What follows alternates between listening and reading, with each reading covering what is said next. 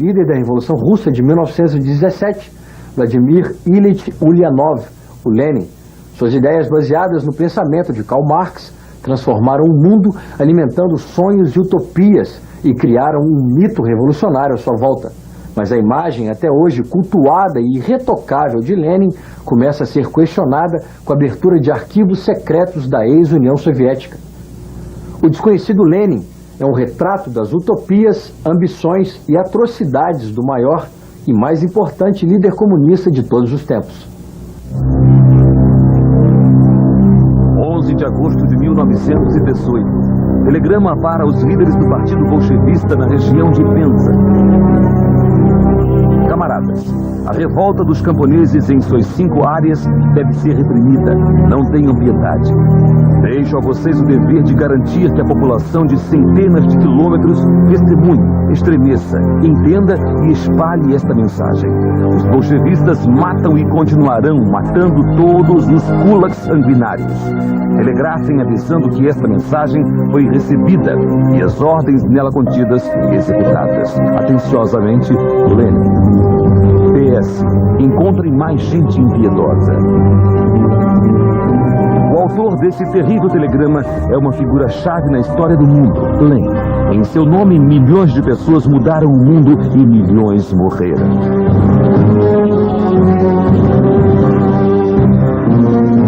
O acesso aos arquivos e testemunhos de sobreviventes que concordaram em conversar conosco nos permitiram formar um retrato do pai da Revolução Russa. Um retrato que vira o mito de cabeça para baixo. Expor Lenin é revelar o século, suas ambições, utopias, ilusões e barbaridades em nome da ideologia.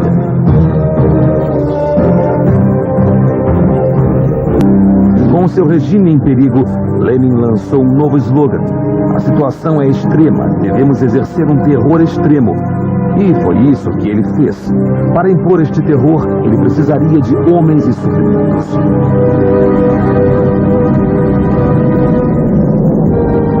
Ele começou reunindo milhares de camponeses em seu novo exército vermelho, enquanto batalhões especiais varriam o país confiscando animais e colheitas, em especial de trigo e milho.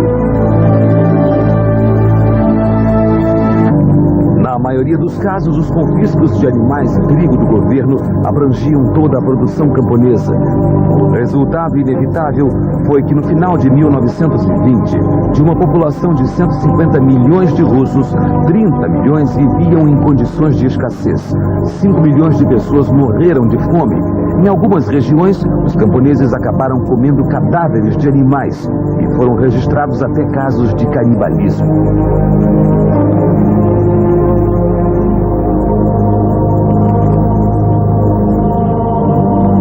Deixando os camponeses russos morrerem de fome, Lenin atingia um duplo objetivo. Ele reprimia regiões inteiras onde encontrava opositores e colocava o único obstáculo real ao poder supremo aos seus pés, a Igreja Ortodoxa. Daqui a pouco, Lenin declara guerra à Igreja Ortodoxa Russa e confisca todos os seus bens.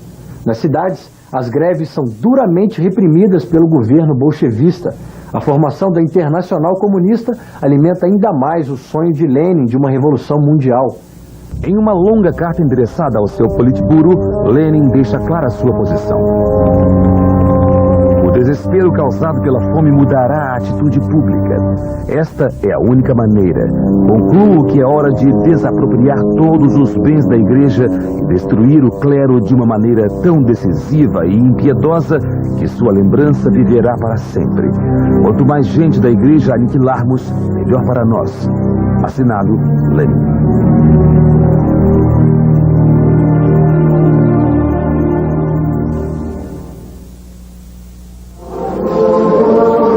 As ordens de Lenin foram cumpridas literalmente.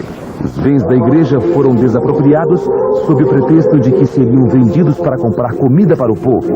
Os membros do clero foram presos, encarcerados e executados com ou sem julgamento. O que não está nos registros históricos é que os salários escandalosos e a ditadura de mãos de ferro do Partido Comunista abriram os olhos dos trabalhadores e eles usaram a única arma de que dispunham para manifestar sua oposição ao regime, o poder de greve. Pragmático como sempre, Lenin não hesitou. Esquecendo a doutrina socialista que devia abraçar, ele usou seu exército para acabar com as greves e os direitos sindicais, rotulando todos os grevistas de desertores. No Pravda de 12 de fevereiro de 1920, ele escreveu: o melhor lugar para os grevistas, esses vermes, esses mosquitos da febre amarela, é o campo de concentração. E mais uma vez, Lenin se atém às suas palavras. Batidas matinais maciças e prisões de grevistas e inimigos da revolução em potencial têm lugar por todo o país. Muitos eram fuzilados sem interrogatório, outros iam aumentar a população carcerária e logo chegaria à saturação. E assim, Lenin inventou a gélida solução para remover centenas de milhares de homens, mulheres e crianças, o campo de concentração.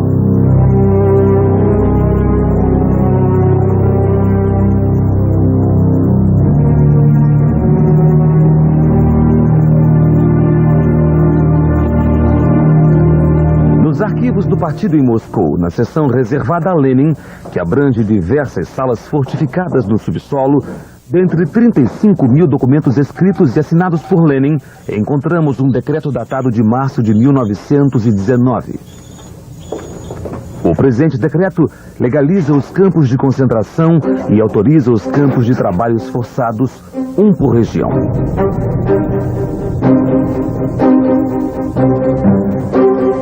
Ele foi assinado por Vladimir Ulyanov, entre parênteses, Lenin. E foi ratificado por Felix Dzerzhinsky, chefe da polícia política. O ponto alto do 13º Congresso Nacional é o ato político, que conta com a presença do prefeito de São Paulo, Fernando Haddad, e da presidenta da República, Dilma Rousseff.